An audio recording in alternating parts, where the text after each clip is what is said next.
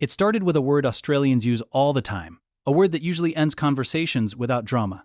No, not maybe, not later, just no. And for most people, that's the end of it. But for this American, no wasn't an answer.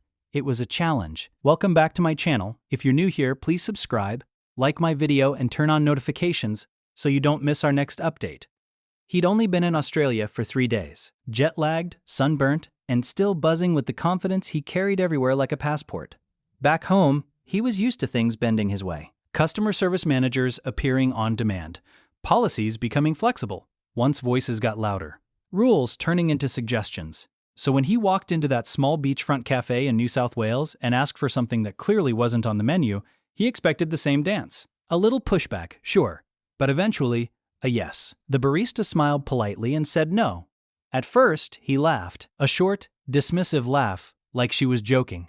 He leaned forward, tapped the counter, and repeated himself slower, louder, as if pronunciation had been the problem. She smiled again. Still polite, still calm, still no. That was the moment something shifted, because in his world, no was never final. No was just the start of negotiations. He started explaining who he was, how much he was willing to pay, how ridiculous it was that they couldn't just make an exception. People behind him shifted uncomfortably. The cafe grew quieter, and the barista, without changing her tone or expression, said something he hadn't heard in a very long time. That's not how it works here. He froze. Not angry yet. Confused. Because what do you mean, not how it works here? Rules are rules everywhere, sure. But rules are also meant to be bent. At least, that's what he'd always believed. He tried again, this time with a different angle. Back home, this wouldn't be an issue. Back home, customers come first. Back home. She stopped him mid-sentence. You're not back home. That sentence landed harder than he expected. And this is where a lot of Americans abroad get blindsided. Because Australia doesn't play the same game. There's no unspoken hierarchy where the loudest person wins. There's no rush to appease entitlement. Australians value fairness over flattery, boundaries over bravado. And they have a cultural allergy to being pushed. He didn't know that, or maybe he didn't want to accept it, so he escalated. He asked for the manager. The barista nodded and called him over. The manager listened, arms crossed, while the American repeated his case with growing frustration. He emphasized how much money he'd spent traveling, how disappointed he was, how this kind of service would never fly in the States. The manager let him finish, then said no again. Same word, same finality. And then came the sentence that would later replay in his mind over and over again. Mate, you don't get special treatment just because you expect it. People around them didn't gasp. No one rushed to intervene. No one whispered apologies. In Australia, scenes like this don't come with an audience eager to take sides. They come with quiet judgment, the kind that doesn't need words. That's when the American raised his voice. Not yelling, not yet, but loud enough, sharp enough. He accused them of bad service, of discrimination, of being unprofessional. Each accusation bounced off them like rain on concrete, because in that moment, the power dynamic he was used to simply didn't exist. And that realization? It's terrifying when you're not prepared for it. Australians don't respond well to pressure. Push harder, and they push back. Calmly, firmly, without drama. The manager told him he needed to lower his voice or leave. The American scoffed. He said he wasn't going anywhere until this was resolved. Resolved how? By them saying yes. That's when the manager gestured toward the door. You're done here. No shouting, no insults, just a boundary. The American stood there, stunned. In the US, this is where things usually turn, where someone caves, where a discount appears, where the situation gets smoothed over. But instead, a security guard appeared. Not aggressive, not threatening, just present. And suddenly, the entire script he'd relied on his whole life stopped working. He left the cafe fuming, angry not just at them, but at the country. He complained to anyone who would listen. Online reviews, group chats, social media. He painted Australians as rude, unwelcoming, hostile to Americans. But the responses he got were not what he expected. People didn't rush to defend him. They asked what he did. They asked what he said. They asked why he couldn't take no for an answer. That's the thing about Australia. It doesn't reward dominance. It doesn't reward entitlement. It rewards respect. And once you lose that, there's no shortcut to getting it back. This wasn't an isolated incident. Across Australia, similar stories play out quietly every day.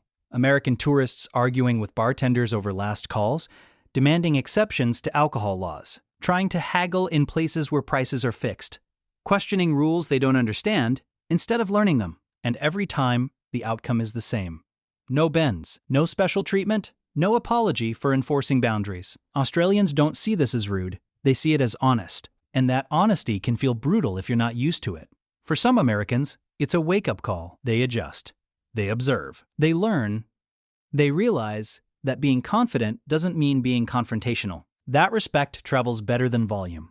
That not every culture centers the customer above all else. But for others, that realization never comes. Instead, frustration turns into resentment. And resentment turns into stories about how Australians are cold, unhelpful, unfriendly, when the truth is simpler and harder to accept. Australia just doesn't reward arrogance. By the end of his trip, that American had a different story to tell than the one he'd imagined. Not about beaches or wildlife or laid-back vibes, but about the first time in his adult life when no actually meant no. And that experience stayed with him longer than the sunburn ever did. Because what really shocked him wasn't what happened in Australia. It was what happened after he told the story back in the States. Friends laughed. Some cringed. Others admitted they'd had similar experiences abroad. And slowly, uncomfortably, he started to realize that maybe the issue wasn't Australia at all. Maybe it was the expectation that the world should work the same way everywhere. That realization doesn't come easy. It challenges identity. It challenges privilege. It forces a question a lot of people don't want to ask. What if the problem wasn't them saying no, but me refusing to hear it? If you've ever traveled abroad, or dealt with tourists who just wouldn't take no for an answer, drop your experience in the comments. And if you enjoyed this story, make sure to like, subscribe, and stick around for more real-world culture shock stories that people don't talk about enough. What he didn't expect was how deeply that moment followed him after Australia. Back home, the story didn't land the way he thought it would. He told it like a complaint at first, waiting for sympathy, for someone to agree that the Australians had been unreasonable. Instead, the room reacted differently. Some people laughed, not unkindly, but knowingly. Others went quiet. One friend asked a simple question that caught him off guard. Did you ever consider that they weren't wrong? That question lingered, because the more he replayed it, the clearer it became. In Australia, nobody had insulted him. Nobody had raised their voice. Nobody had tried to embarrass him. They had simply refused to bend, and that refusal felt personal only because he was used to resistance eventually collapsing. He started noticing something uncomfortable. Similar stories popped up everywhere. Americans arguing with airport staff in Europe, shouting at hotel clerks in Asia, threatening bad reviews in countries where reviews don't carry the same power. Each story shared the same core mistake, the assumption that persistence equals authority. Australia shattered that illusion for him. There, persistence without respect is just noise. He remembered something else from the trip. After the cafe incident, he'd gone to a pub that evening. Different place, different people. This time, he kept quiet, observed. When he ordered a drink, he waited. When the bartender said last call meant last call, he accepted it. No argument, no eye rolls. And something surprising happened. The bartender smiled. They chatted, briefly, casually. No tension, no power struggle. Just two people sharing a moment. It was small, but it hit harder than the confrontation earlier that day. Respect worked faster than entitlement ever had. That's the part no one warns you about when traveling. Other cultures don't need to adjust to you. You adjust to them. And countries like Australia make that lesson unavoidable. There's no safety net for arrogance. No reward for pushing harder. No secret escalation ladder where someone eventually gives in. You either adapt or you stay frustrated. For him, Australia became the first place where the world didn't move out of his way.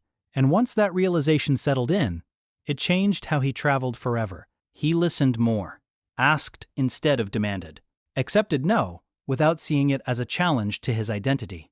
And ironically, that's when doors actually started opening. Not because rules changed, but because attitudes did. So if there's one thing Australia teaches visitors faster than anywhere else, it's this.